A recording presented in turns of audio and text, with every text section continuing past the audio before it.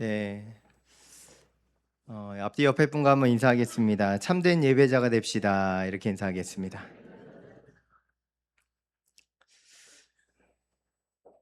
네, 오늘은 예배 회복 시리즈 설교 네 번째 시간입니다. 지난주까지 에스라서 말씀을 통해서 두려운 환경을 탓하지 않고 먼저 제단을 쌓았던 이스라엘 백성들을 만났고, 또 2주 차에는 통회와 감사로 하나님 앞에서 성전의 기초를 놓았던 백성들을 만났고, 3주 차에는 끊임없는 대적의 방해들이 있었지만 다시 하나님께 예배하는 자리에 달려갔던 이스라엘 백성들을 만났습니다. 이제 오늘 네 번째 예배 회복 말씀을 통해서 우리의 예배가 다시 회복되고 일어나는 놀라운 은혜가 있기를 간절히 축원합니다. 바벨론에서 예루살렘으로 돌아온 백성들이 하나님 앞에 다시 예배의 제단을 쌓고 성전을 쌓아갔던 것처럼 오늘 우리도 우리의 무너진 예배의 자리들이 있다면 말씀 앞에서 다시 일어나는 놀라운 축복이 우리 각 사람에게 임하게 되기를 축원합니다. 로마서 1장과 2절 말씀을 보면, 그리고 요한복음 4장 23절 말씀을 보면 우리 하나님이 어떤 예배를 기쁘게 받으시는지 우리는 알게 됩니다. 우리 몸을 거룩하신 하나님이 기뻐하신 제물로 드려야 하며 하나님께 참된 예배자로 나아오기를 우리 하나님 기뻐하신다라는 것을 여러분 한 번도 한시도 잊지 마시기 바랍니다. 오늘 말씀을 통해서 우리가 드리는 이 예배, 여러분 오늘 드려지는 한 번의 예배를 시작으로 여러분 우리 예배가 매일마다 승리하는, 매일마다 하나님 기쁨으로 드리는 참된 예배 되기를 간절히 소망합니다.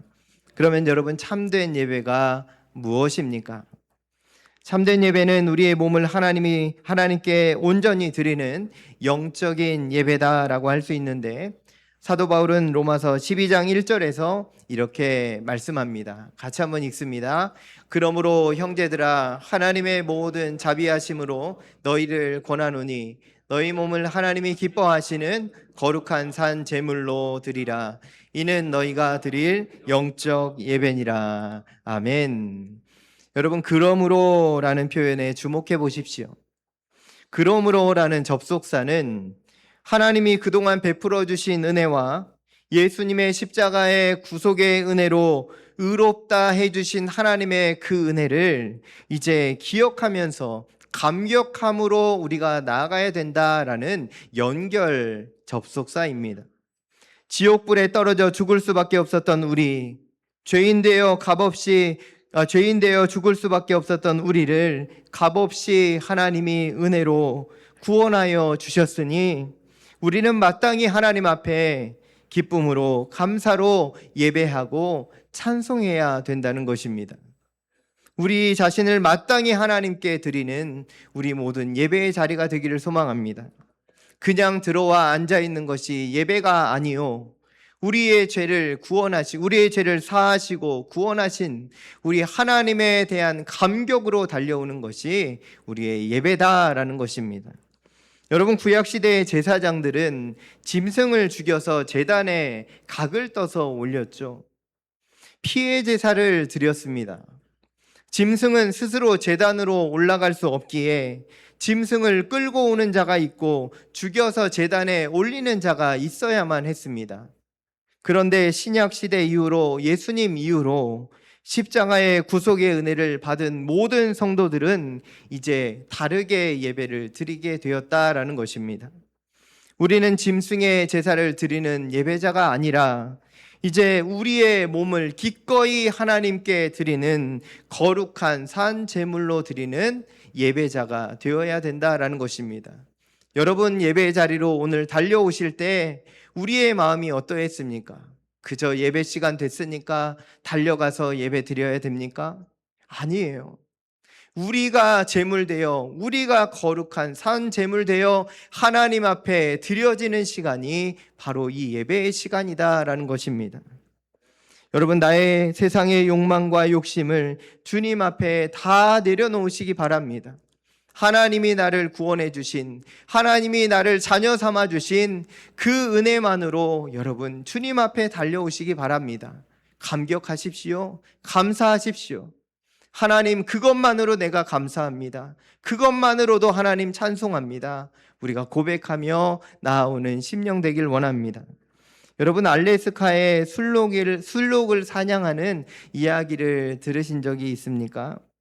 북극에 인접한 알래스카 지역의 원주민들이 술록을 사냥하는 독특한 방법이 있다고 합니다.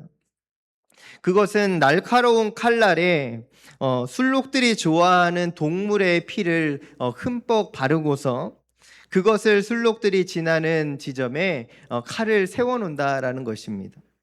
그러면 멀리서 술록들이 동물의 피 냄새를 맡고요, 그 피를 향해서 달려온다라는 것입니다. 그리고 술록들이 거기에 도착하면 칼날에 묻은 피를 핥아먹기 시작하는데, 그렇게 시간이 지나면 자신들의 혀에서 피가 나는 줄도 몰랐던 술록들이 하나하나 쓰러져 간다라는 것입니다. 여러분, 술록들은요, 그 눈앞에 있는 쾌락에 취해서 피를 핥아먹다가 결국 과다출혈로 다 죽어간다라는 것입니다. 여러분, 놀라운 이야기 아닙니까? 한 번 핥으면 아프지 않겠습니까? 그런데요, 그들이 끝까지 핥아먹는다는 거예요. 여러분, 술록들이 얼마나 그 피를 좋아하면 고통을 느끼지 못할 정도로 그것에 빠져들겠습니까? 여러분, 이야기를 보면서 저는 이 세상을 살아가는 우리의 모습이 어쩌면 이와 같지 않을까 생각해 보게 됩니다. 세상이 너무너무 좋은 겁니다. 세상이 너무 좋아서 우리가 죽어가는 것을 우리가 알지 못한다라는 것입니다. 계속해서 세상을 핥아먹습니다. 하나님은 오늘도 우리를 부르십니다. 다시 돌아오라 말씀하시고 그 길은 죽음의 길이다, 사망의 길이다 말씀해 주시며 계속해서 초청하시는데 우리가 계속 세상을 핥고 있다라는 것입니다. 여러분, 그것들을 핥으며 우리는 자극적인 삶을 추구합니다. 거기서 즐거움을 추구합니다. 세상이 너무너무 좋아갑니다. 그러나 그 세상의 끝은 사망인 것을 여러분 잊지 마시기 바랍니다. 사도 바울은 그래서 로마서 12장 말씀을 통해 이렇게 말씀합니다. 너희는 이 세대를 본받지 말고 너희 삶을 거룩한 산 제물로 드리라. 이것은 너희가 드릴 영적 예배니라. 여러분, 여기서 영적 예배로 번역된 헬라어는 로기코스라고 하는데 이것은 이성적인 합당한이라는 뜻을 갖습니다. 즉, 구원받은 하나님의 백성들이 하나님께 드리는 예배는 마땅히 합당하게 이성적으로 드리는 예배다라는 것입니다. 마땅히 드려야 하는 것이다라는 것입니다. 그렇다면 여러분, 우리가 어떻게 이 예배를 드릴 수 있는 것입니까? 참된 예배는 어떻게 드릴 수 있을까요? 오늘 성경에서 사도 바울은 먼저 이렇게 선포합니다. 너희는 이 세대를 본받지 말라. 여러분, 우리가 참된 예배자가 되기 위해서는요, 참된 예배자로 살기 위해서는 가장 먼저 부딪히고 있는 세상이라는 자리에서 벗어나야 됩니다.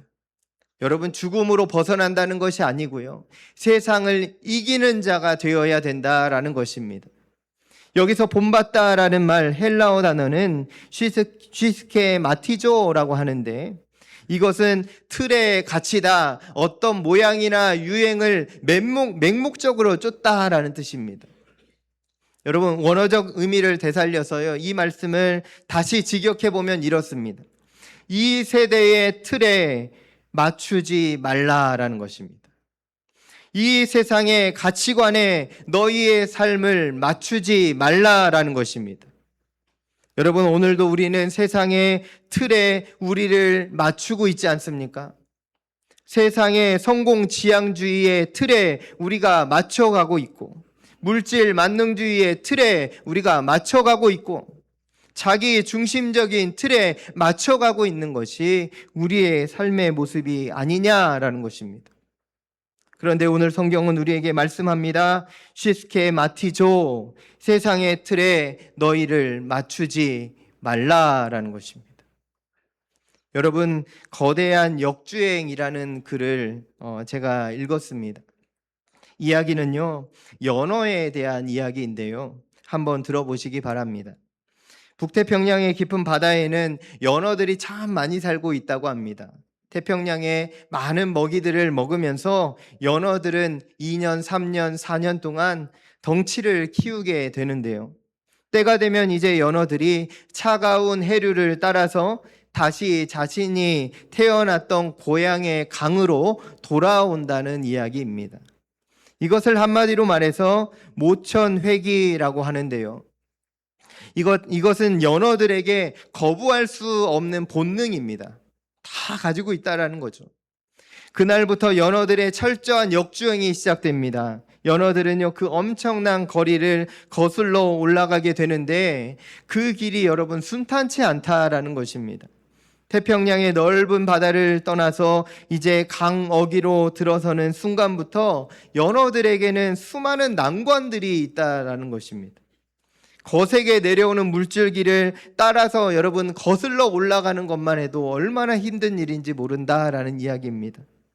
그런데 무엇보다 요즘에 연어들에게 가장 큰 난관이 있다는 것입니다. 인간들이 만들어 놓은 거대한 댐과 폭포 때문입니다.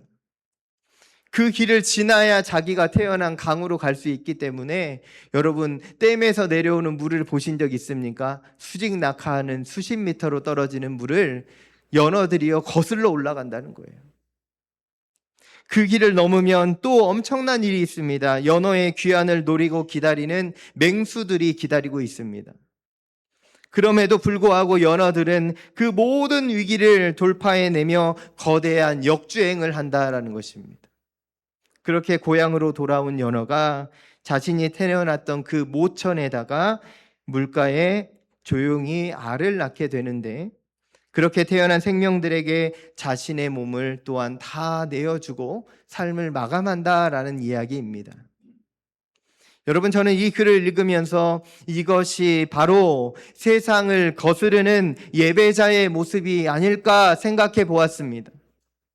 여러분, 연어들에게 모천회귀가 있다면 우리에게는 신천회귀가 있어야 하지 않을까라고 생각해 보았습니다.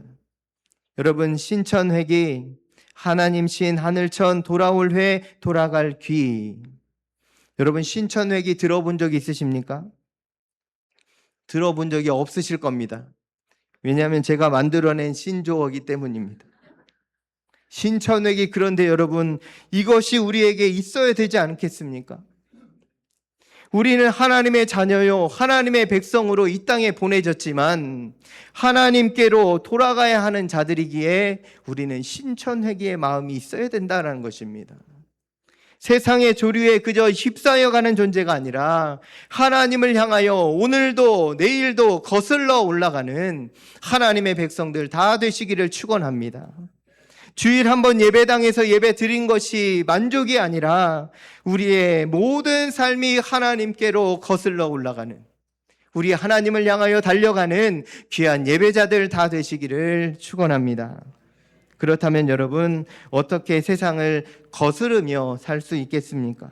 로마서 12장 2절의 하반절 말씀을 함께 읽어보겠습니다. 시작. 오직 마음을 새롭게 함으로 변화를 받아 하나님의 선하시고 기뻐하시고 온전하신 뜻이 무엇인지 분별하도록 하라. 아멘. 여기서 변화라는 헬라어 단어는 메타모르포시스라고 합니다. 이 뜻은 애벌레가 변해서 아름다운 나비로 다시 태어나는 것을 상징하는 표현입니다. 여러분, 그래서 우리가 예배자로 산다는 것은요, 겉모습을 잠깐 바꾸는 변장술이 아니고 중심부터 완전히 변화되는 새로운 삶을 의미합니다. 여러분, 그래서 우리의 모든 것을, 모든 삶을 주님 앞에 다 내려놓는 이 시간 되기를 소망합니다. 예배 시간마다 그렇게 하셔야 됩니다. 그럴 때 모든 짐이 주 안에 내려지고, 그럴 때 성령 안에서, 말씀 안에서 그것들이 태워지는 놀라운 역사가 일어나게 될 것입니다. 여러분, 내가 내 것을 붙들고 있지 마십시오. 내 문제의 모든 것들 주님 앞에 다 내려놓을 때 하나님으로 새롭게 일어나는 놀라운 축복이 있게 될 줄로 믿습니다.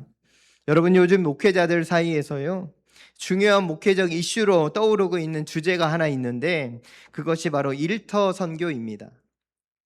여러분, 이것은 우리가 일터에서 하나님을 예배하고 하나님의 선교를 어떻게 일터에서 일상에서 이루어 갈 것인지 고민하는 그런 주제들입니다. 이제 우리는 주일 예배를 넘어서요, 일상의 예배로 들어가야 됩니다. 일상의 예배가 성공해야 됩니다. 왜 그러냐면 우리의 인생을요, 주일보다 이 세상에서 더 많이, 일상에서 더 많이 보내고 있기 때문입니다. 여러분, 일상의 예배가 무엇일까요? 일상의 예배란 같이 한번 읽어보겠습니다. 주일에 드리는 예배의 은혜를 품고서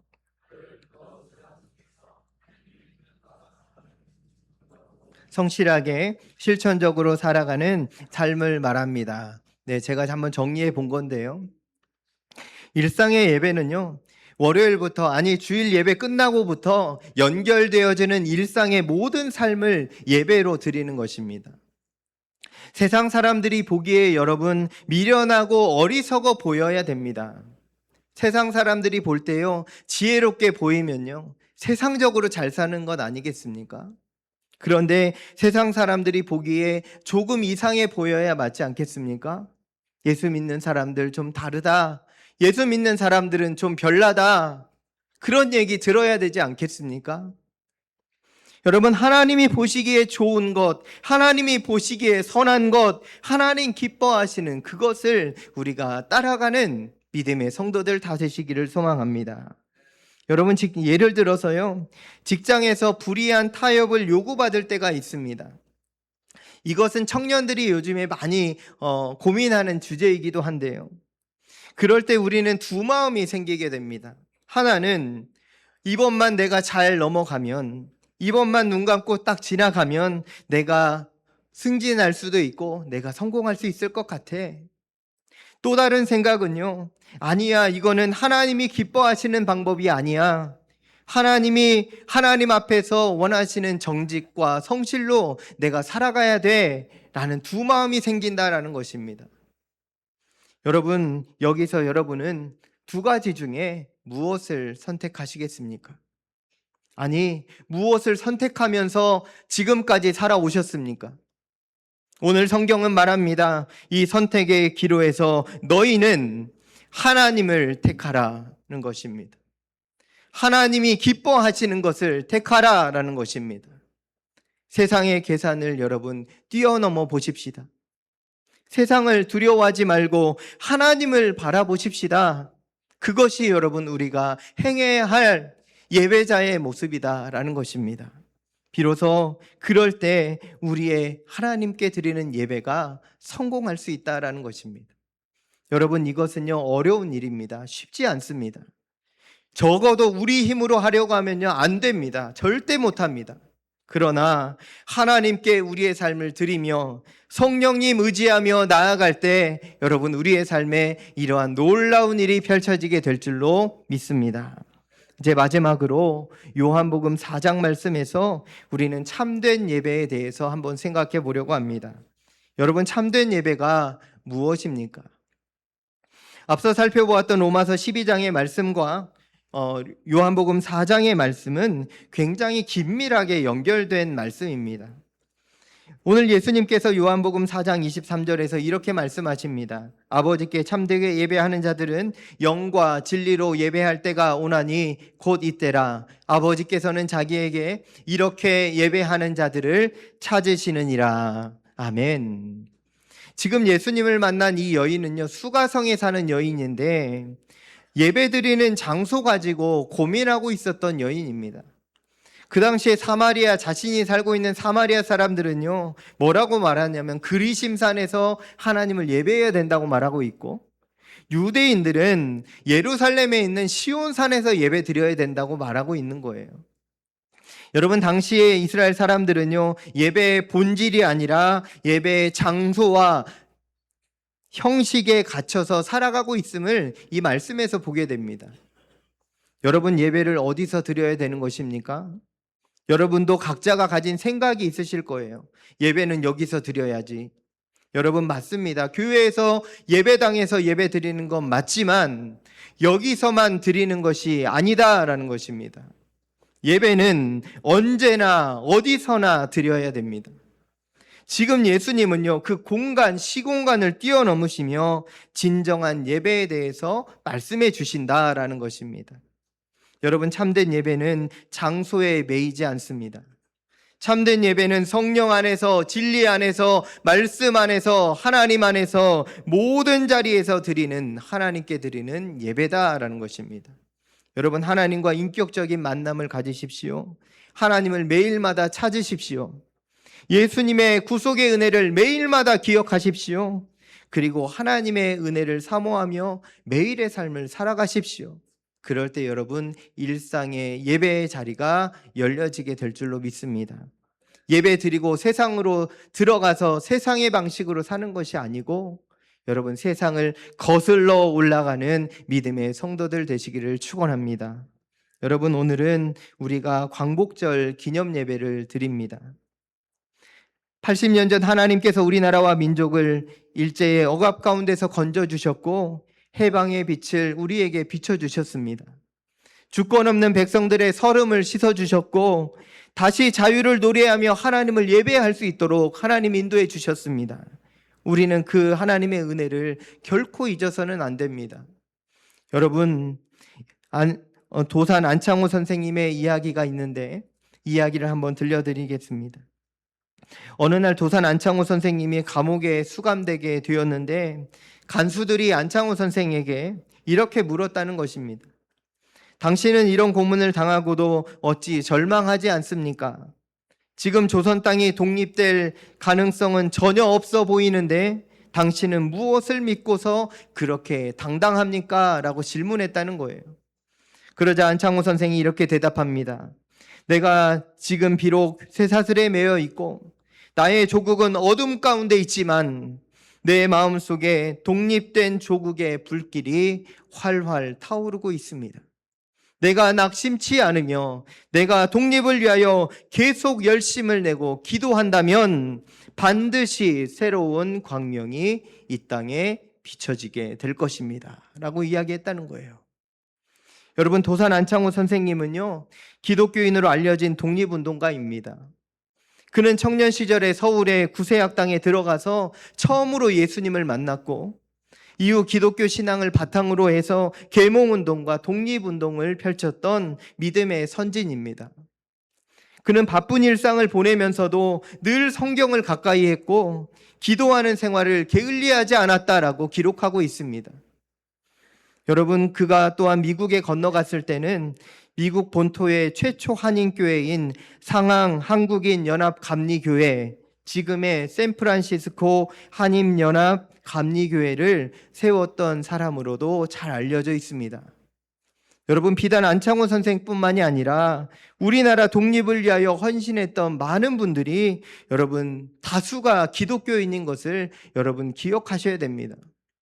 그들이 광복을 외칠 때에 언제나 하나님 앞에 기도했던 자들이요, 하나님께 이 나라 이 민족을 올려드리며 하나님 우리나라 불쌍히 여겨달라고, 하나님 우리나라 구원해 달라고 부르짖었던 사람들이 바로 우리의 믿음의 선조들입니다. 여러분, 우리에게 주어진 광복은 어쩌다 주어진 것 아닙니다. 광복은 하나님의 은혜요, 하나님의 섭리로 주어진 하나님이 베푸신 선물이다라는 사실을 여러분 잊지 마시기 바랍니다. 이스라엘 백성들이 바벨론 포로에서 돌아올 때에 그들이 한 것이 무엇입니까? 그들이 한 것 없어요. 기도하고 열심으로 살았지만 그들이 돌아온 것이 아니라 하나님께서 돌아오게 하셨다라는 것을 여러분 잊지 마시기 바랍니다. 우리도 기도하며 나라를 위해서, 민족을 위해서 기도해야 됩니다. 적어도 광복절 기념 예배를 드리며 이 한 주간만이라도 여러분 나라와 우리 민족을 붙드신 하나님께 여러분 기도하며 살아갈 수 있기를 소망합니다. 사랑하는 성도 여러분, 7월 셋째 주일부터 우리는 예배 회복 시리즈 말씀을 들었습니다. 먼저 무너진 제단을 쌓고 회개와 감격으로 성전에 기초를 놓으며 방해를 뚫고 예배의 자리로 달려가는 이스라엘 백성들을 보았고, 오늘은 이 세대를 본받지 않고 이 세대를 다시 거슬러 올라가며 하나님께 예배하는 참된 예배자 되기를 말씀으로 결단하게 됩니다. 여러분, 진짜 예배는 오늘부터 시작합니다. 이 세대를 본받지 마십시오. 이 세상과 더 이상 타협하지 마십시오. 하나님께 기뻐하시는 거룩한 산 제물로 드리십시오. 그럴 때 우리의 예배를 기뻐 받으시는 하나님의 영광이 가득 드러나게 될 것입니다. 여러분, 가정에서, 직장에서, 학교에서, 일터에서 어디서나 그 하나님 찾으시는 한 사람 예배자가 되어서 우리 모두가 하나님 기뻐하시는 예배자로 다시 우뚝 일어서는 우리 모두가 되기를 예수님의 이름으로 간절히 축원합니다. 함께 기도하겠습니다. 하나님 아버지, 이 세대를 본받지 말고 하나님 기뻐하시는 거룩한 산 제사를 드리며 예배를 드리며 나아가기로 오늘 말씀을 통하여 결단하게 하시니 감사합니다. 하나님, 세상의 틀에 우리를 맞추어 가는 것이 아니라 세상을 거스르며 살아가는 믿음의 성도들 다 되게 하여 주옵소서. 그래서 하나님 기뻐하시는 참된 예배자요, 하나님의 나라를 이 땅 가운데 선포하며 나아가는 주의 거룩한 백성들 다 되게 하여 주옵소서. 특별히 광복절 기념 예배로 드립니다. 하나님 아버지, 우리나라에 광복을 허락하신 하나님의 능력의 손을 찬양합니다. 하나님, 우리나라 하나님 강건하게 지켜주시고, 하나님 아버지, 이 나라와 이 민족의 아버지 이후의 삶도 주님께서 축복하여 주셔서 하나님 섬기는 나라요, 하나님의 복음을 증거하는 거룩한 나라 되게 하여 주시옵소서. 모든 것 주님께 감사드리며 예수님의 이름으로 기도드립니다. 아멘.